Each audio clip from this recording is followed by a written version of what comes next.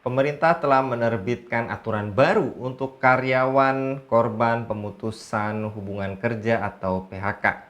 Aturan tersebut tertuang dalam PP nomor 6 tahun 2025 tentang perubahan PP nomor 37 tahun 2021 tentang penyelenggaraan program jaminan kehilangan pekerjaan.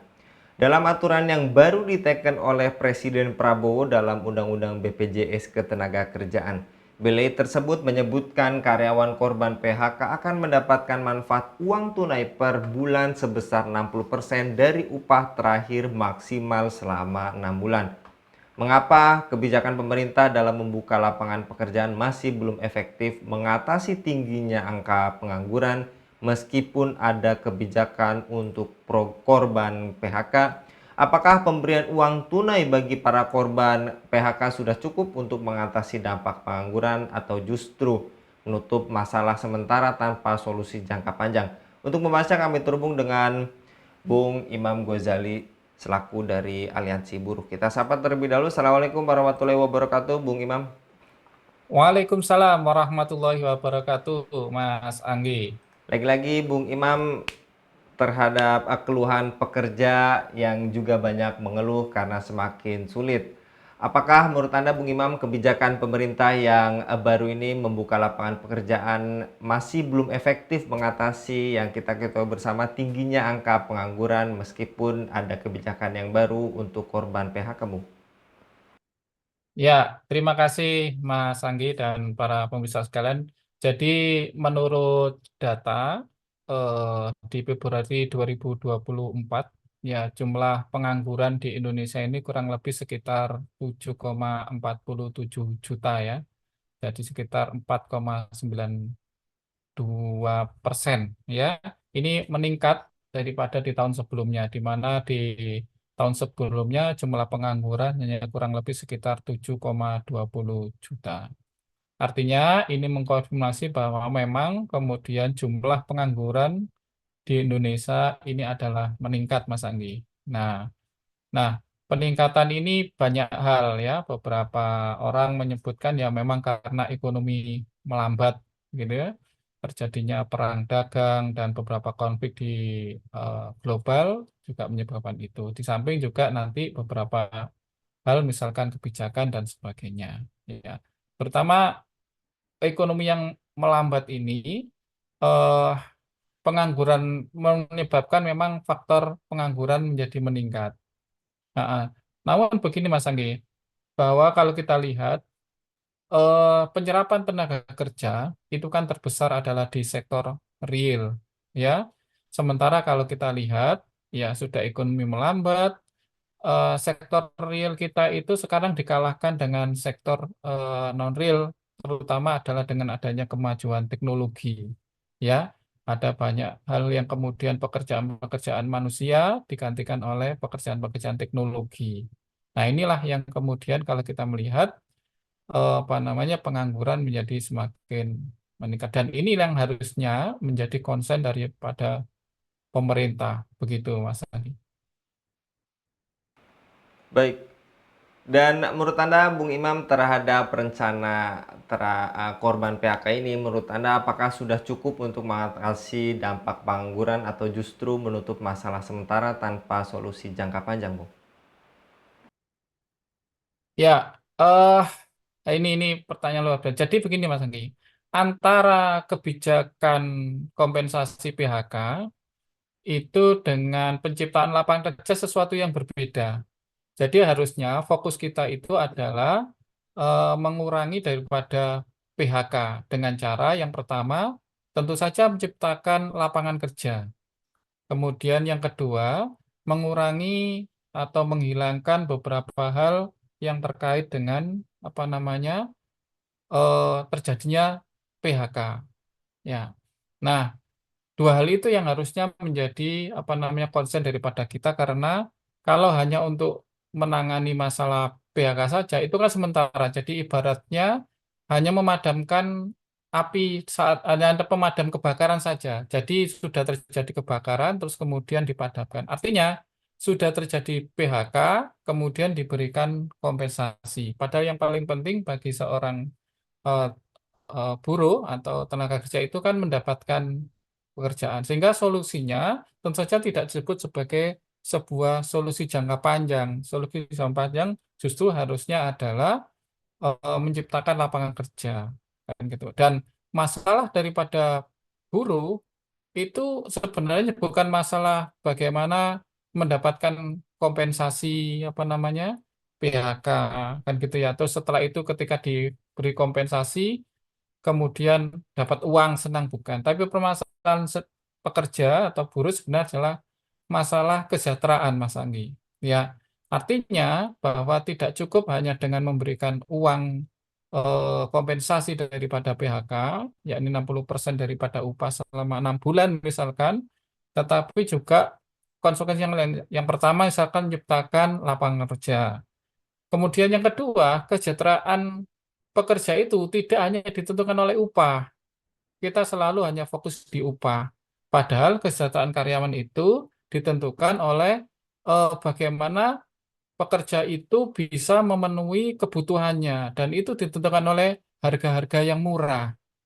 Nah, harga-harga yang murah itu tentu saja ranahnya adalah bagaimana pemerintah membuat sebuah kebijakan, ya, supaya ekonomi yang ada ini menjadi lebih mensejahterakan pekerja dan tidak hanya pekerja tapi juga seluruh rakyat, begitu Mas Andi.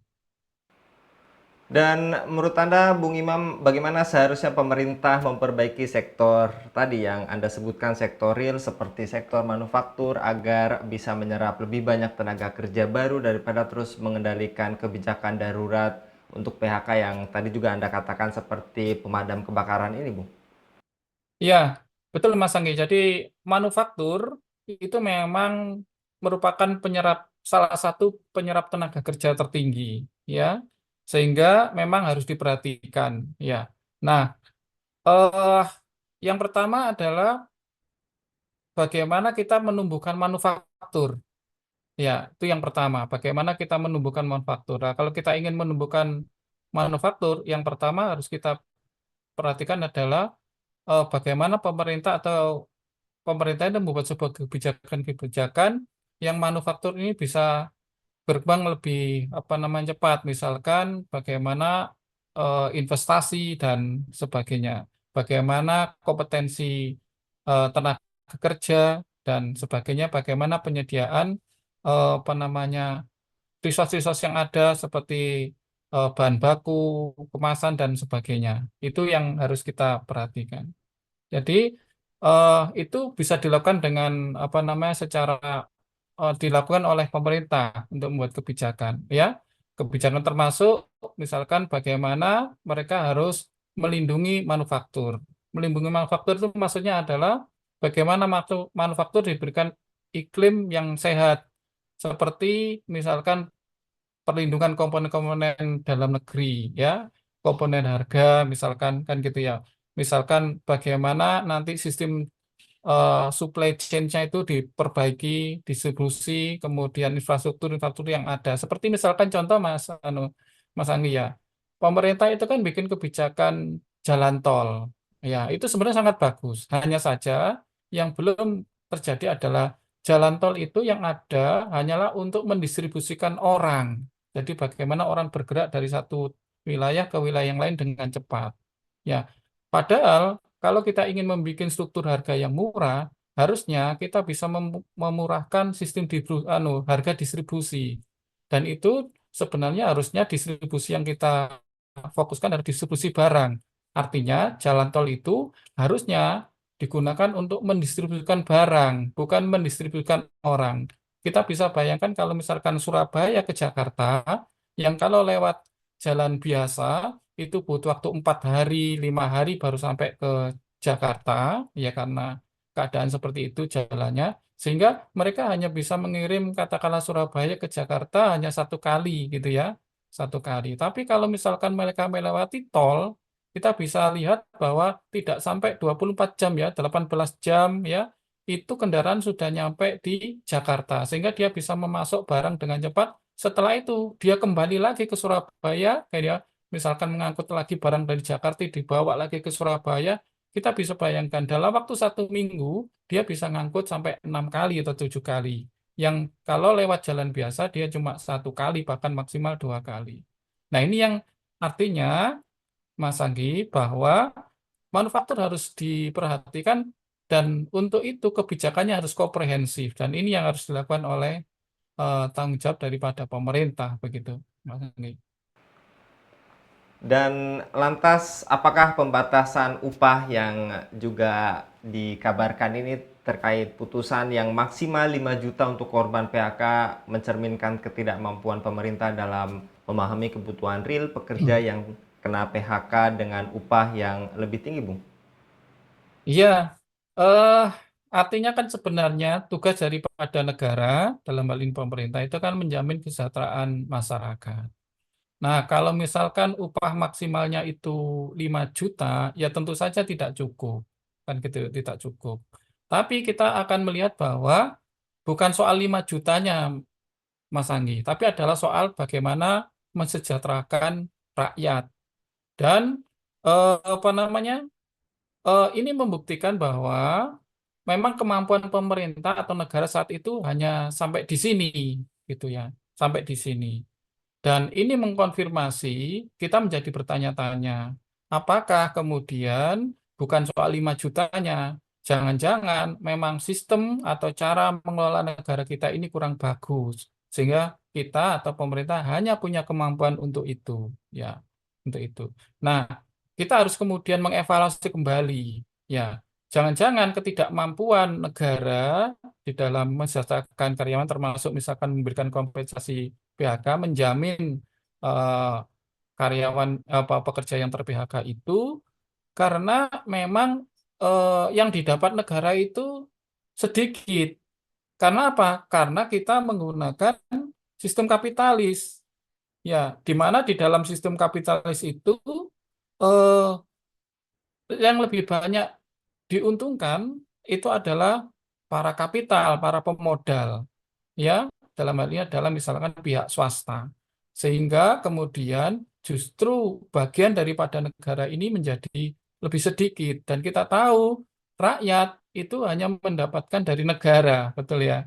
Nah, kita bisa bayangkan kalau dengan sistem kapitalis ini, kekayaan, sumber daya alam, dan sebagainya diserap habis-habisan oleh kapitalis, tidak hanya kapitalis lokal atau regional tetapi juga kapitalis global ya kekayaan eh, di Indonesia ini dibawa ke luar negeri dan kemudian negara mendapatkan sebagian kecil dan yang sebagian kecil itu kemudian ditanggung oleh rakyat yang sebagian banyak sehingga pantas kemudian kesejahteraan kita menjadi tidak membaik sehingga oleh karena itu mari kita bertanya apakah sistem kapitalis yang diterapkan di negeri ini misalkan itu perlu dievaluasi dan jika dievaluasi, kemudian apa kira-kira solusinya?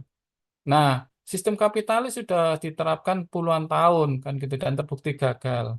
Apakah kita mau kembali ke sistem sosialis komunis seperti zamannya PKI? Tentu kita semua sepakat menyatakan tidak. Sehingga menurut saya sudah seharusnya kita berpikir bagaimana sistem ekonomi Islam kita mulai lirik, kita pelajari, kemudian kita implementasikan, kemudian kita lihat hasilnya nanti. Itu Mas Anggi mungkin. Baik, jasa kalau Bung Imam untuk pemaparannya pada kabar petang kali ini. Mudah-mudahan kita bisa mengambil manfaat dan juga menjadi kewaspadaan ya Bung Imam terhadap aturan baru ini. Memang tugas pemerintah untuk juga mensejahterakan bagi masyarakatnya. Jasa kalau sekali lagi Bung Imam untuk pemaparannya pada kabar petang kali ini. Demikian pemirsa Ilhava News, dukung dengan subscribe, share, dan like. Semoga menjadi kebaikan bagi kita semua di dunia dan di akhirat. Saya Anggi Suara Adi undur diri. Wassalamualaikum warahmatullahi wabarakatuh.